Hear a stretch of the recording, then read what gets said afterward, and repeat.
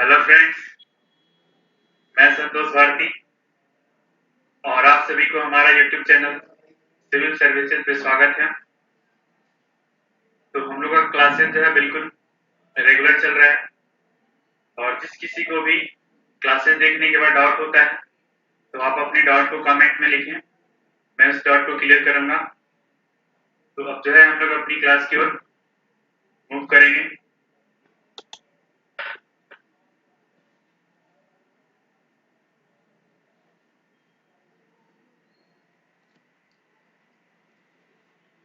Economics का हम लोग का ये लेक्चर नंबर 3 है और इसके पहले वाले लेक्चर में हम लोगों ने जो पढ़ा था वो क्या था,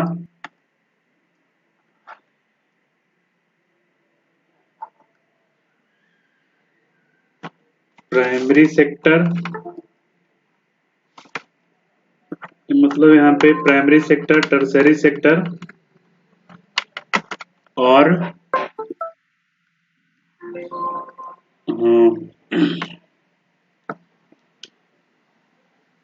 प्राइमरी सेक्टर, टर्सरी सेक्टर और सेकेंडरी सेक्टर, है ना। मतलब यहाँ पे इंडस्ट्री कितने तरह का होता है ये हम लोग इसकी पिछले वाली क्लास में देखे थे कि प्राइमरी, सेकेंडरी और टर्सरी, है ना। तो अब हम लोग ये यहाँ पे जानेंगे कि प्राइमरी सेक्टर किसको बोलेंगे, है ना, और सेकेंडरी सेक्टर किसको बोलते हैं और टर्सरी सेक्टर किसको बोलते हैं। तो प्राइमरी सेक्टर में क्या होता है कि जहां पे मेनली रॉ मटेरियल्स का कल्टीवेशन होता है, या फिर बोले तो जैसे यहाँ पे क्या है कि शुगर केन का कल्टीवेशन हो रहा है। तो ये क्या है, शुगर बनाने के लिए जो शुगर केन होगा ये क्या बनेगा, तो एक रॉ मटेरियल होगा, है ना। जब तक ये शुगर होगा नहीं, शुगर केन जब तक नहीं होगा, इसका जब तक कल्टीवेशन नहीं होगा तब तक क्या है कि शुगर नहीं बन पाएगा। तो ये जो रॉ मटेरियल जहां से क्या होते हैं, ऑब्टेन होते हैं, उस सेक्टर को बोला जाता है प्राइमरी सेक्टर, है ना। अगर प्राइमरी सेक्टर का बात करें तो मेनली एग्रीकल्चर,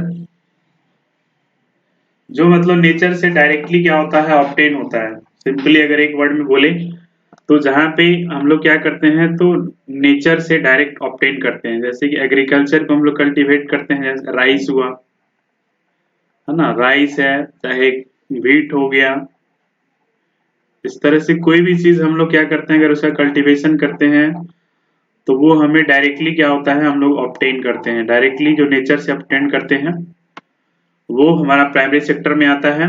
एग्रीकल्चर हो गया, माइनिंग हो गया, फॉरेस्ट्री हो गया, फिशिंग हो गया, ये सारे जितने भी हैं वो प्राइमरी सेक्टर में आते हैं। अब क्या होता है कि प्राइमरी सेक्टर से हम लोग रॉ मटेरियल को क्या कर लिए, ऑब्टेन कर लिए, है ना।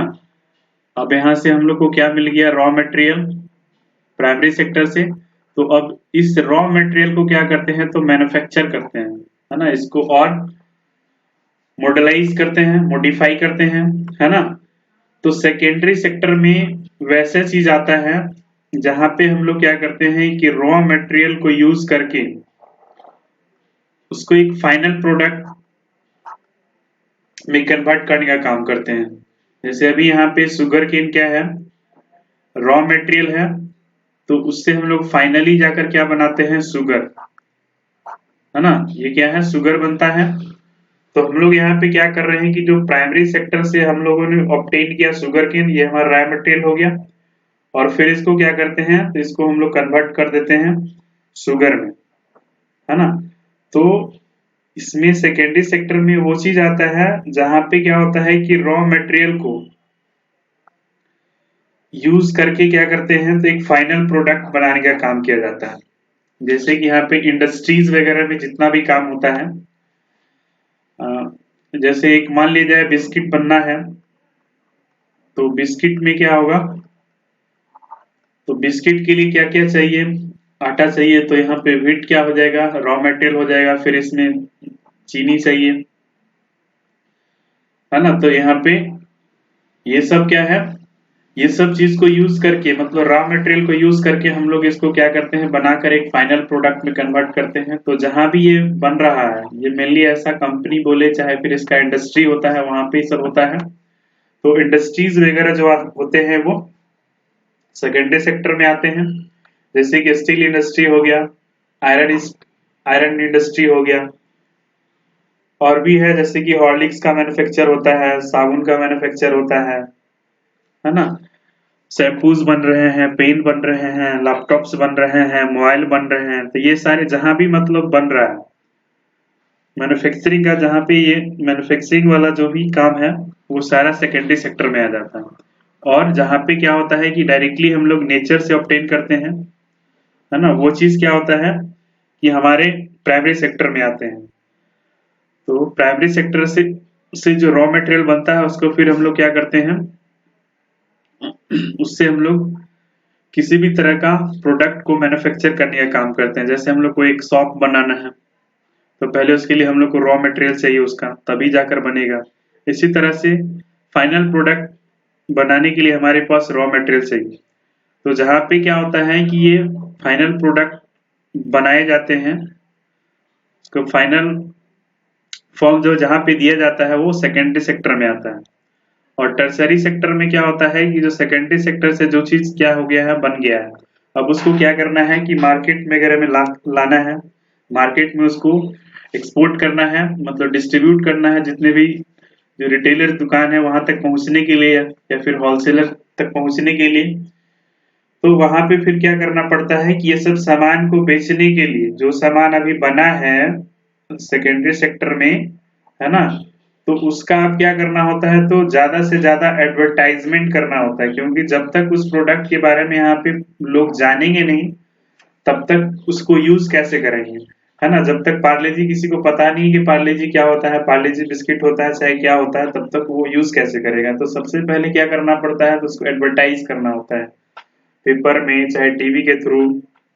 आजकल तो एडवर्टाइजमेंट का बहुत सारे सोर्सेज हो गए हैं। तो बस ऐसे मैंने एक कॉमन एग्जाम्पल लिया था इसको बस बताने के लिए।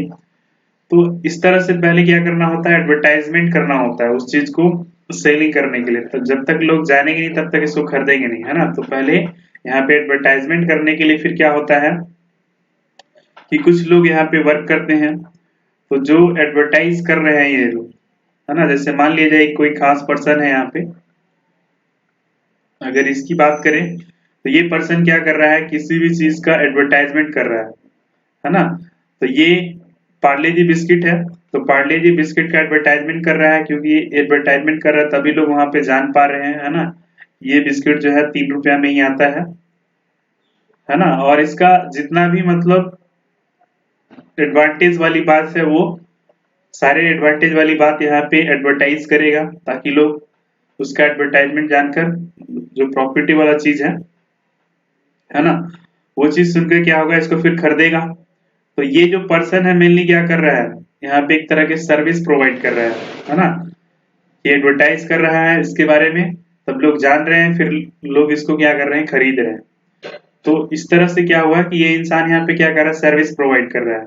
या फिर उसका जो ट्रांसपोर्ट का चाहिए, तो ट्रांसपोर्ट जैसे यहाँ पे अभी मान लीजिए इंडस्ट्री में बन के तैयार है, अब इसको मार्केट में जाना है, इस दुकान है, ये सारे दुकान में कैसे जाएगा। तो जब तक यहाँ पे क्या हो जाएगा, यहाँ इस इंडस्ट्री से सामान यहाँ तक जाने के लिए क्या है कि कोई पर्सन यहाँ पे क्या करेगा, इसको ले जाएगा। तो जो पर्सन यहाँ पे क्या कर रहा है, इसको ट्रांसपोर्ट करके यहाँ तक पहुंचा रहा है, इसका मतलब ये पर्सन जो है वो सर्विस प्रोवाइड कर रहा है। तो टर्सरी सेक्टर में मेनली क्या आते हैं, सर्विसेज, है ना। तो ये चीज हम लोग देखें कि हमारे जो इंडस्ट्री का बात किया, सेक्टर का बात किया, तो 3 तरह का सेक्टर होता है, प्राइमरी सेक्टर, टर्सरी सेक्टर और सेकेंडरी सेक्टर। तो प्राइमरी सेक्टर में देखें हम लोग को डायरेक्टली जो नेचर से ऑब्टेन होता है वो हमें रॉ मटेरियल प्रोवाइड करता है, फिर उस रॉ मटेरियल को कन्वर्ट करके हम लोग फाइनल प्रोडक्ट बनाते हैं, वो सेकेंडरी सेक्टर में आता है। और फिर उसको जो है मार्केट में या फिर लोगों तक पहुंचाने का जो काम करता है वो टर्सरी सेक्टर, मतलब यहाँ पे सर्विसेज प्रोवाइड किए जाते हैं। हाँ, तो ये सर्विसेज वाली चीज जो है वो टर्सरी सेक्टर में आता है। अब हम लोग इसके बाद जो देखने वाले हैं वो टाइप्स ऑफ इकोनॉमी पे बात करेंगे। टाइप्स ऑफ इकोनॉमी में जब बात करते हैं तो यहाँ पे क्या होता है कि कुछ फैक्टर्स है, जैसे अगर हम लोग प्रोडक्शन का फैक्टर की बात करें तो इसके लिए हम इसके पहले वाली क्लास में देखे थे कि हमें एक लैंड की जरूरत होती है, उसके बाद लेबर का जरूरत होता है, फिर कैपिटल का जरूरत होता है, फिर एक एंटरप्रेन्योर का जरूरत होता है। तो ये 4 चीज होते हैं, ये प्रोडक्शन का फैक्टर, ये 4 फैक्टर्स हैं। इसी के थ्रू क्या होगा, किसी भी चीज का प्रोडक्शन होगा। जैसे हमें किसी भी चीज का प्रोडक्शन करना है, मतलब पेन ही बनाना है, तो पेन बनाने के लिए हमको सबसे पहले एक जगह चाहिए, है ना। तो ये जगह जब हो गया तो फिर इसमें काम करने के लिए कुछ लोग चाहिए जिसको लेबर बोलते हैं, फिर इसमें कुछ कैपिटल लगाना होगा, पूंजी लगाना होगा, फिर एक इसको देखने के लिए, संभालने के लिए एक एंटरप्रेन्योर होना चाहिए, है ना, जो ऑनर होता है, जो इसको हैंडल करता है। तो ये 4 चीज चाहिए, तभी जाकर पेन का क्या होगा, यहाँ पे प्रोडक्शन होगा। तो ये क्या हो गया, ये चारों प्रोडक्शन का फैक्टर है। तो अब यहाँ पे हमें ये देखना है, इसके थ्रू मैं समझाने की कोशिश किया हूँ कि जो भी इसको क्या कर रहा है, कंट्रोल कर रहा है, लैंड, लेबर, कैपिटल या फिर एंटरप्रेन्योर, या फिर बोले तो जो फैक्टर्स ऑफ प्रोडक्शन का है, उसको यहाँ पे कंट्रोल कौन कर रहा है। तो जो कंट्रोल करने वाले हैं उसके अकॉर्डिंग, है ना, अकॉर्डिंग टू इट, 2 या फिर 3 तरह का बोल सकते हैं। एक जो होता है मिक्स में आ जाता है ना। तो यहाँ पे ऐसे मेनली 2 ही तरह का होता है, एक दोनों मिक्स हो जाता है तो एक अलग तरह का बन जाता है। तो आपको जो भी अच्छा लगे, है ना। ऐसे मेनली 2 ही तरह का होता है, ये कैपिटलिस्ट इकोनॉमी और सोशलिस्ट इकोनॉमी। और तीसरा में क्या हो जाता है कि दोनों का यहाँ पे हाफ जो है पार्शियली कैपिटलिस्ट होता है और सोशलिस्ट जो है पार्शियली होता है। मतलब यहाँ से समझिए कि इससे डिराइव हो रहा है थर्ड वाला जो है। तो कैपिटलिस्ट इकोनॉमी और सोशलिस्ट इकोनॉमी। तो कैपिटलिस्ट इकोनॉमी में क्या होता है कि यहाँ पे जो फैक्टर्स ऑफ प्रोडक्शन को कंट्रोल करने वाले कौन होते हैं, तो प्राइवेट सेक्टर, है ना। फैक्टर्स ऑफ जो प्रोडक्शन है उसको यहाँ पे कंट्रोल कौन करते हैं, तो प्राइवेट सेक्टर। और प्राइवेट सेक्टर का हम लोग का अच्छी तरह से जानते हैं कि इसका मोटिव क्या होता है, या इसका ऑब्जेक्टिव बोले तो क्या होता है। तो ज्यादा से ज्यादा क्या होना चाहिए, तो प्रॉफिट बनना चाहिए, है ना, जितना से ज्यादा प्रॉफिट अर्न कर सके। तो ये हुआ कैपिटलिस्ट इकोनॉमी। सोशलिस्ट इकोनॉमी में क्या होता है कि यहाँ पे जो फैक्टर्स ऑफ प्रोडक्शन है, यहाँ पे इसका कंट्रोलिंग कौन करता है, तो पब्लिक सेक्टर। पब्लिक सेक्टर बोले तो यहाँ पे गवर्नमेंट कंट्रोल करने वाले होते हैं, और इनका मोटिव क्या होता है, तो लोगों का भलाई करना, है ना, वेलफेयर ऑफ पीपुल। तो ये सोशलिस्ट इकोनॉमी में ऐसा होता है। और कैपिटलिस्ट में क्या होता है कि वहां पे हैंडलिंग करने वाले प्राइवेट पर्सन होता है कोई और वहां पे क्या होता है मोटिव कि मैक्सिमम टू मैक्सिमम क्या होना चाहिए, प्रॉफिट होना चाहिए। और एक डिराइव फॉर्म जो है मिक्स इकोनॉमी, यहाँ पे प्राइवेट होता है और पब्लिक होता है, दोनों का यहाँ पे होता है। पार्शियली प्राइवेट कंट्रोल कर रहा होता है और पार्शियली पब्लिक या फिर बोले तो गवर्नमेंट कंट्रोल कर रहे होते हैं। तो ये चीज देखिए अभी यहाँ पे कैपिटलिस्ट इकोनॉमी में मैक्सिमम प्रॉफिट प्राइवेट कंट्रोल करता है। सोशलिस्ट इकोनॉमी में यहाँ पे कंट्रोल करने वाले क्या होते हैं, कंट्रोल करने वाले गवर्नमेंट है, इनका मोटिव होता है पब्लिक वेलफेयर और पब्लिक या फिर गवर्नमेंट बोले तो यहाँ पे क्या करते हैं, इसको कंट्रोल करते हैं। और मिक्स इकोनॉमी में क्या होता है, तो मिक्स्ड इकोनॉमी में प्राइवेट पार्शियली प्राइवेट का इसमें कंट्रोलिंग होता है और पार्शियली पब्लिक का कंट्रोलिंग होता है। तो ये चीज हुआ। यहाँ पे कौन कंट्रोल करने वाले हैं उसके बेसिस पे हम लोग देखें कि 3 तरह का क्या है इकोनॉमी है, capitalist economy, capitalist economy, socialist economy और मिक्स्ड इकोनॉमी। अब जो हम लोग बात करने वाले हैं कि ट्रेडिंग के बेसिस पे, इसके बेसिस पे क्या होता है, 2 तरह का होता है, एक ओपन इकोनॉमी होता है, एक क्लोज इकोनॉमी होता है। तो अब यहाँ पे हम लोग ये जानेंगे कि ओपन इकोनॉमी किसको बोलेंगे, क्लोज इकोनॉमी में क्या होता है। तो अगर क्या है कि ट्रेडिंग मतलब ट्रेड हो रहा है तब ये ओपन इकोनॉमी है, अगर ट्रेड नहीं हो रहा है तो फिर ये क्लोज इकोनॉमी है। अब अभी देखते हैं कैसे ट्रेड हो रहा है और कैसे नहीं हो रहा है। जैसे अभी यहाँ पे देखते हैं कि जो ओपन मार्केट है यहाँ पे क्या होता है, तो यहाँ पे ट्रेडिंग होता है। ओपन मार्केट में क्या होता है, ट्रेडिंग होता है। ट्रेडिंग का मतलब होता है यहाँ पे बिजनेस करना। तो अब देखिए मान लीजिए ये हमारा इंडिया है और ये हमारे वर्ल्ड का किसी भी कंट्री का बात करें, है ना।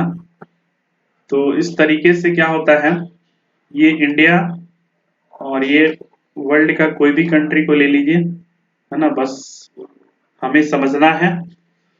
तो यह क्या है, कि कुछ सामान मतलब किसी भी तरह का प्रोडक्ट, एक स्पेसिफिक प्रोडक्ट जो है यहाँ भी बन रहा है जो कि हमारे देश में नहीं है ना। तो वो चीज क्या करते हैं, इंडिया यहाँ से खरीद लेता है और जो इस कंट्री के पास नहीं होता है वो हमसे खरीद लेता है।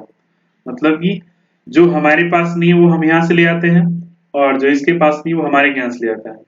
तो यहाँ पे क्या हो रहा है कि हम लोग इस कंट्री और इस कंट्री के बीच में क्या हो रहा है, ट्रेड हुआ। इसी तरीके से यहाँ भी होता है कि कुछ सामान, यहाँ पे कुछ प्रोडक्ट ऐसे होते हैं जो कि इस कंट्री के पास होता है वो इंडिया के पास नहीं होता है। तो ये क्या करता है, इंडिया को एक्सपोर्ट कर देता है, जो इसके पास नहीं होता है वो इंडिया इसको इम्पोर्ट कर देता है यहाँ पे।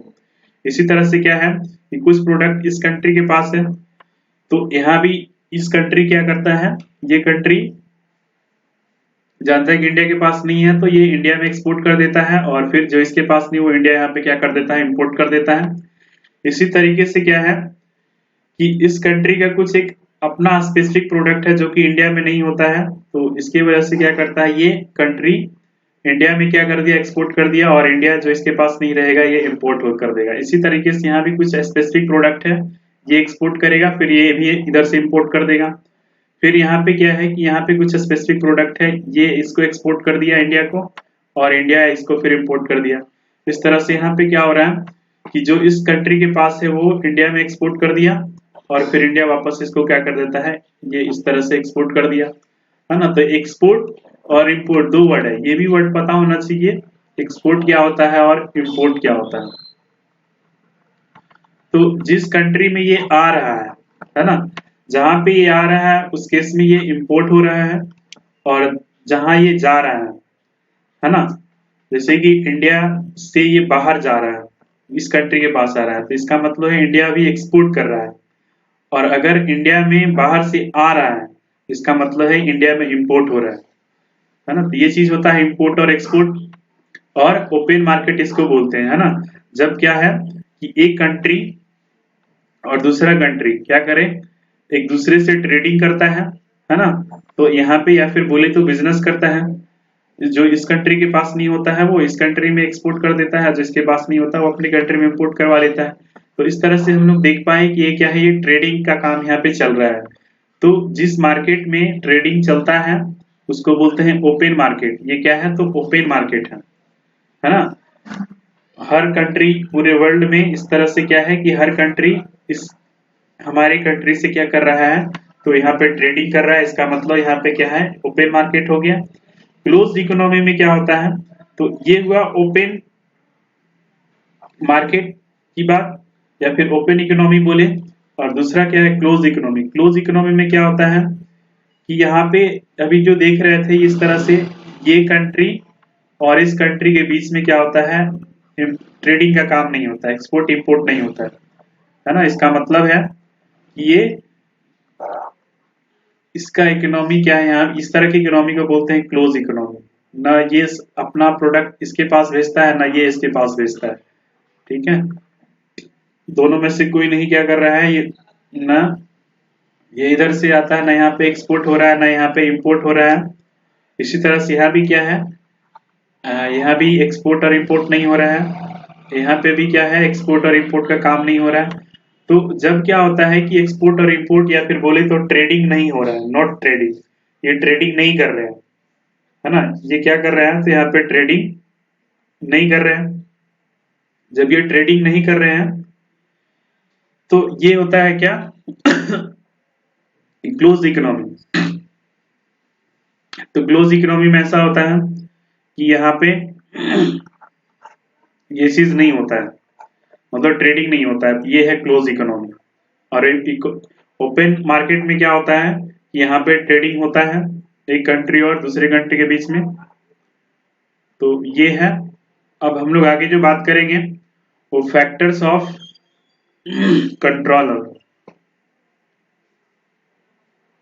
हाँ, तो देखिए फैक्टर ऑफ कंट्रोलर में क्या है, तो सबसे पहली बात तो प्राइवेट यहाँ पे फैक्टर ऑफ कंट्रोलर है इस तरफ, और इस तरफ इकोनॉमी का बात करेंगे। तो जहां पे कंट्रोल करने वाले प्राइवेट होते हैं वो कौन सा इकोनॉमी होता है, कैपिटलिस्ट। और जहां पे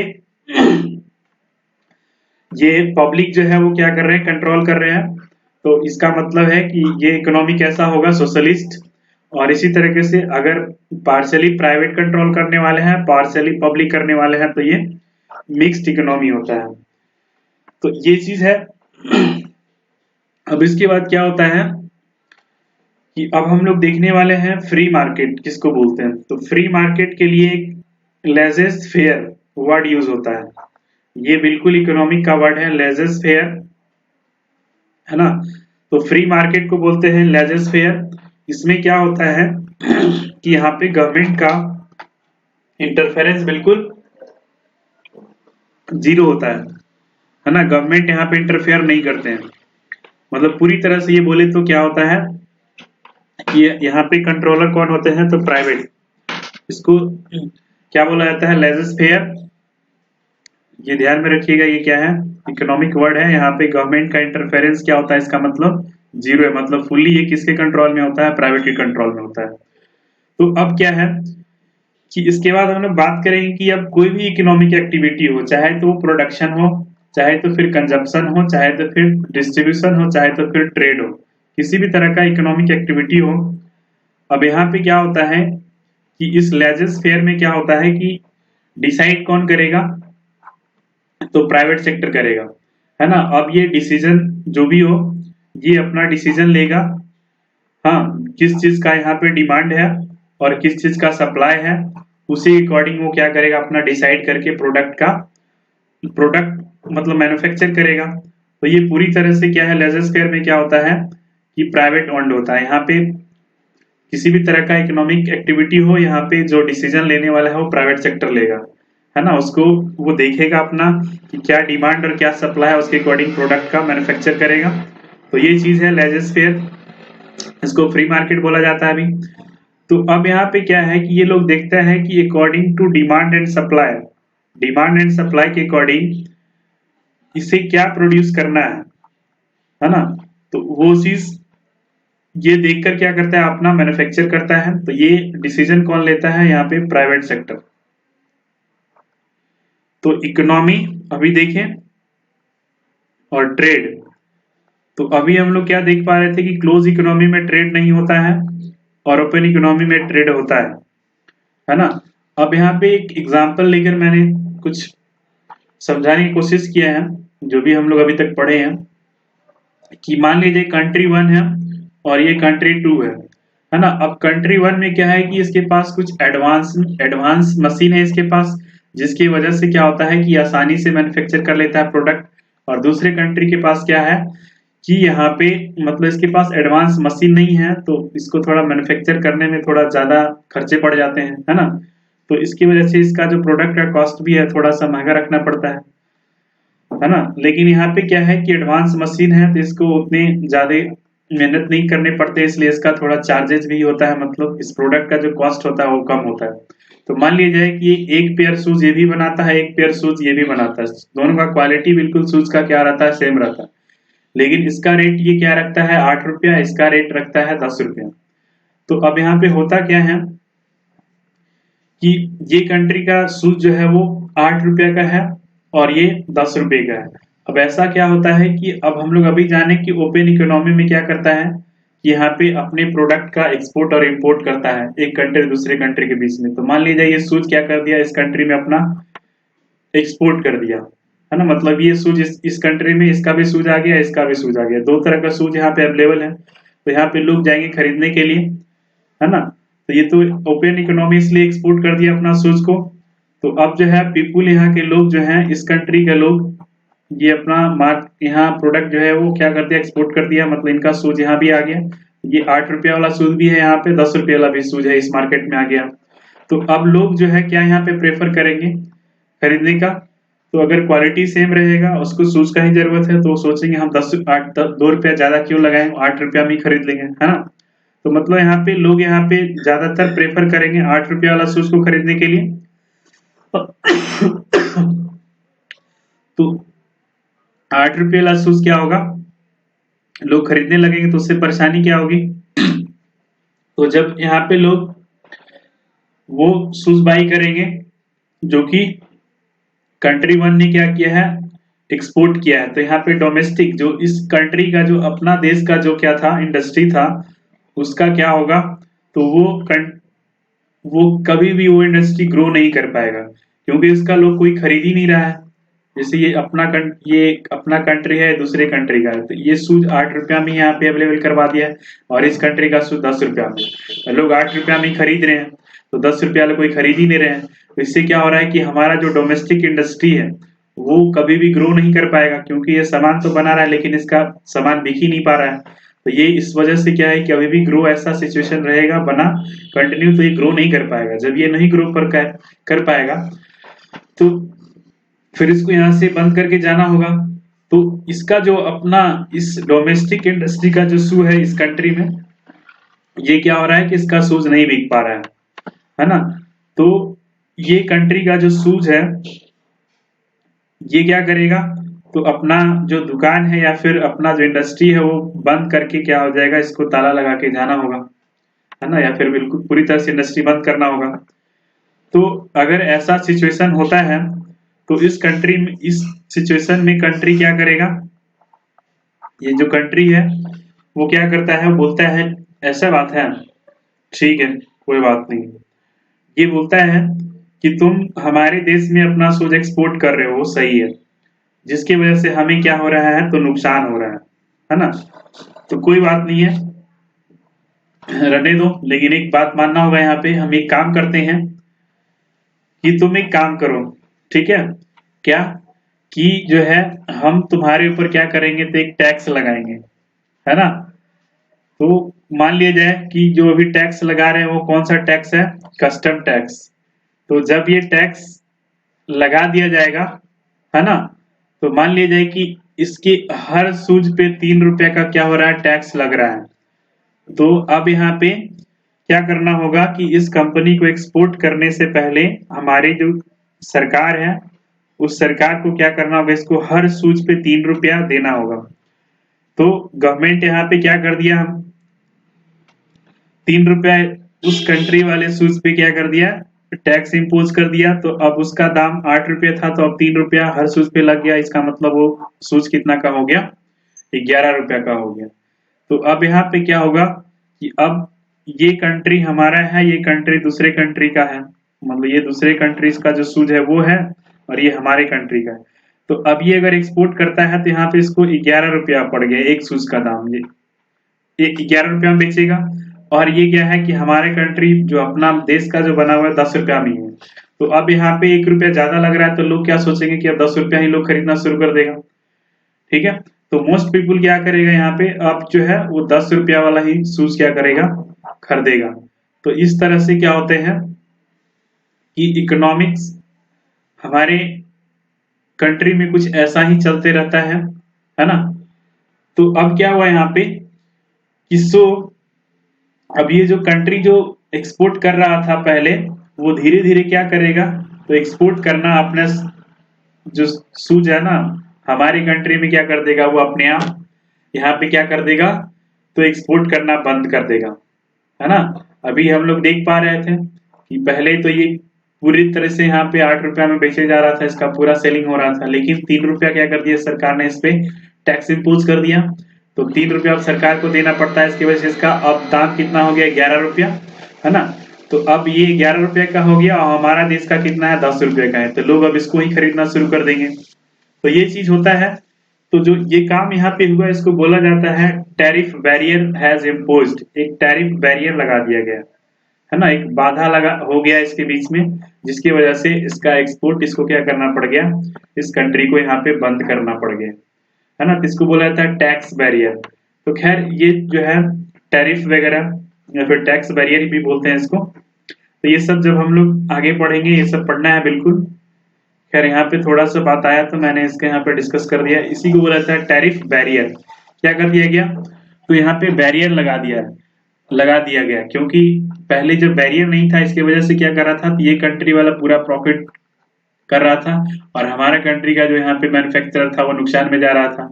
तो फिर हमारी सरकार जो है कुछ सोचकर इस पे टैक्स इम्पोज कर दिया।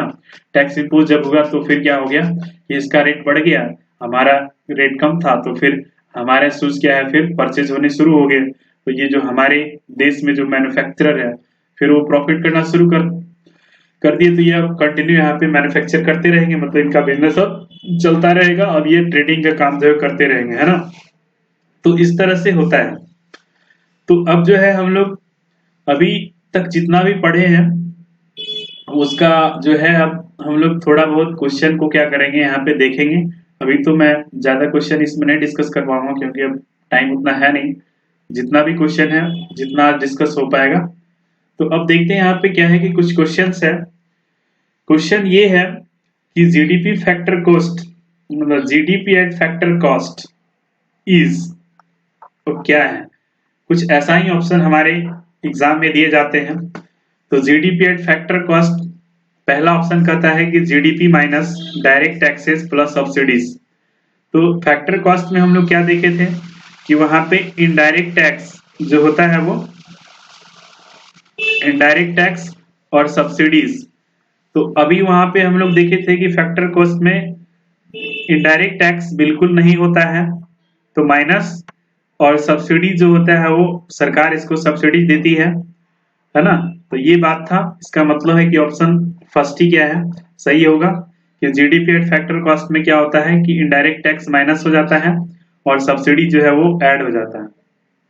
और बाकी अगला ऑप्शन भी देखें तो जीडीपी माइनस डिप्रिसिएशन का बात तो इसमें होता ही नहीं है, क्योंकि डिप्रिसिएशन से क्या होता है नेट वाली बात निकलता है, नेट नेशनल प्रोडक्ट बोले या फिर नेट डोमेस्टिक प्रोडक्ट बोले, ये चीज होता है। तो डिप्रिसिएशन वाला तो बात खैर इसमें आएगा नहीं।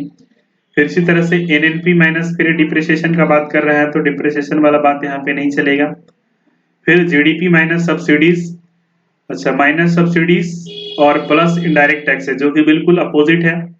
सब्सिडीज यहाँ पे दिया जाता है ना, ये बोले तो ये जीडीपी एट मार्केट प्राइस का बात कर रहा है ना, तो इसलिए हमारा ऑप्शन क्या होगा, फर्स्ट सही होगा। तो ये है पहला क्वेश्चन। दूसरा क्वेश्चन में क्या है कि जीडीपी जो है वो कैसे डिफाइन होता है, तो GDP is defined as the value of all, तो ऑल क्या, तो produced goods in an economy in a year. सिर्फ यहाँ पे गुड्स का बात कर रहा है इसलिए क्या हो गया, ये गलत हो जाएगा क्योंकि सर्विसेज भी आता है, और गुड्स एंड सर्विसेज का बात कर रहा है अभी, तो खैर ये ऑप्शन आगे देखते हैं क्या है। फाइनल गुड्स प्रोड्यूस्ड इन, अभी ये गुड्स का सिर्फ बात कर रहा है, तो ये ऑप्शन ऐसे इलिमिनेट किया जाता है। तो दो ऑप्शन ऐसे इलिमिनेट हो गया, मतलब कैंसिल हो गया। अब बचा क्या, तो गुड्स एंड सर्विसेज। देखिए अब यहाँ पे goods and services produced in an economy in a year, अब यहाँ भी गुड्स एंड सर्विसेज, अब देखिए यहाँ पे कंफ्यूज करने के लिए भी ऑप्शन ऐसे सेट किया जाता है। तो goods and services in an economy in a year, अब देखिए पढ़ना और क्वेश्चन बनाना में यही फर्क होता है। अभी तक लग रहा था कि पढ़ लिए गुड्स एंड सर्विसेज होता है और बस इतना ध्यान में रखिएगा, हम लोग को लगा पढ़ लिए आएगा बना देंगे, लेकिन यहाँ पे ऐसे क्वेश्चन सेट होता है। तो क्वेश्चन बनाने से यही चीज क्या होता है, दूर होता है। तो यहाँ भी गुड्स एंड सर्विसेज है, यहाँ भी गुड्स एंड सर्विसेज है, लेकिन ये क्या बात कर रहा है। अब अगर हम लोग सिर्फ ऐसे इतना अगर इसको ध्यान नहीं देंगे तो फिर ऑप्शन ऐसे फर्स्ट मार के क्या हो जाएगा, आगे बढ़ जाएगा। लेकिन यहाँ पे क्या हो जाएगा, गलत हो जाएगा कि गुड्स एंड सर्विसेज आगे भी है और इसमें एक फाइनल लगा हुआ है, तो यही चीज क्या होगा यहाँ पे, final goods and services produced in an economy in year, ये सही है। तो ऐसे ऑप्शन को पहले एलिमिनेट कर किया जाता है ना, उसके बाद जो है अपने आंसर तक पहुंचा जाता है। तो ये हुआ क्वेश्चन को बनाने का या फिर क्वेश्चन को अटेम्प्ट करने का तरीका ऐसे ही होता है। और ये यूपीएससी का क्वेश्चन है तो जल्दीबाजी में नहीं ही रहना चाहिए, है ना, आराम आराम से क्वेश्चन बनाना है। हर ऑप्शन को पहले आप देखिए। तो डिप्रिसिएशन इज इक्वल टू, तो अब यहाँ पे क्या है कि डिप्रिसिएशन का बात कर रहा है, तो पहले हम लोग क्या करेंगे, ऑप्शन देखेंगे। तो पर्सनल इनकम और पर्सनल टैक्सेस वाली बात तो इसमें कहीं होता नहीं है, हम लोग पहले पढ़ाई की अभी तक ऐसा कुछ था नहीं। तो डिप्रिसिएशन वाली बात में क्या चलता है कि अब ये देखिए यहाँ पे जीएनपी और एनएनपी का बात कर रहा है, तो ग्रॉस नेशनल प्रोडक्ट अब माइनस, ग्रॉस में से डिप्रिसिएशन माइनस होता है तब जाकर नेट नेशनल प्रोडक्ट आएगा, है ना। तो ये क्या हो गया, तो इसमें क्या बोल रहा है, डिप्रिसिएशन पूछ रहा है, तो जीएनपी और इस एनएनपी को इधर ले आए तो क्या हो जाएगा, फिर ये इधर आकर डिप्रिसिएशन हो जाएगा, है ना। इसका मतलब है जीएनपी माइनस एनएनपी, इसका मतलब ये वाला ऑप्शन हमारा क्या हो रहा है, तो सही हो रहा है ना। तो इस तरीके से अब देखिए एक ऑप्शन ऐसा भी कंफ्यूजन के लिए ऐसा भी दिया हुआ है, तो ये इसी के लिए है कि जल्दीबाजी में नहीं करना है ना। दो ऑप्शन पहले तो एलिमिनेट कीजिए कि कौन नहीं हो सकता, बिल्कुल जिसका चांसेस नहीं उसको हटा दीजिए वहां से, और फिर जो है अब दो ऑप्शन बच गया जो कि बिल्कुल मिलता जुलता है ना। अब यहाँ पे भी बहुत जल्दीबाजी में रहेंगे तो गलती हो जाएगा, इसलिए इसको ध्यान से यहाँ पे लिख कर बनाइए, है ना। तब क्या हो जाएगा, ये जब हम इसको बनाए तो हमारा क्या मिला, ये डायरेक्ट फॉर्मूला ही दिया हुआ था, है ना। मतलब ऐसे कहें तो कंसेप्ट ही है हमारा। तो GNP माइनस NNP किए तब जाकर ये हमारा आंसर सही हुआ। तो ये तरीका है क्वेश्चन को बनाने का, जो हम लोग पढ़े हैं बिल्कुल इससे यूपीएससी में क्वेश्चन पूछे गए हैं, है ना, इसी तरीके से पूछे जाते हैं। तो ये है। अब इसके बाद भी क्वेश्चन है, अभी और हम लोग इस पे क्या करेंगे, डिस्कस करेंगे क्वेश्चन। उसके बाद जो है हम लोग ये जो चैप्टर चल रहा था अभी हम लोग का बेसिक इकोनॉमिक्स का, NNP GNP बहुत कुछ हम लोग इसमें सीख लिए। तो ये है, क्वेश्चन बनाना भी सीख लिए, अभी तक 3 क्वेश्चन हम लोगों ने इसमें बनाया। तो अब इसके बाद जो है आगे क्वेश्चन पहले करेंगे, उसके बाद फिर जो है अगला टॉपिक, मतलब इसके बाद अभी खत्म नहीं हुआ ये जीवीए वगैरह भी बचा हुआ है इसमें, है ना। तो अब जो है इस लेक्चर को हम यहीं पे एंड करेंगे। तो हम लोग जो है अब अगले लेक्चर में मिलेंगे इकोनॉमिक्स का, ये लेक्चर 3rd था, तो अगले लेक्चर हम लोग का इकोनॉमिक्स 4th होगा। तो उस 4th लेक्चर में हम लोग मिलेंगे, फिर आगे बात करेंगे, अगला चीज सीखेंगे। यहाँ पे पहले हम लोग क्वेश्चन सॉल्व करेंगे, तो ये चीज है। फिर हम लोग मिलते हैं अगली क्लास में। Bye and take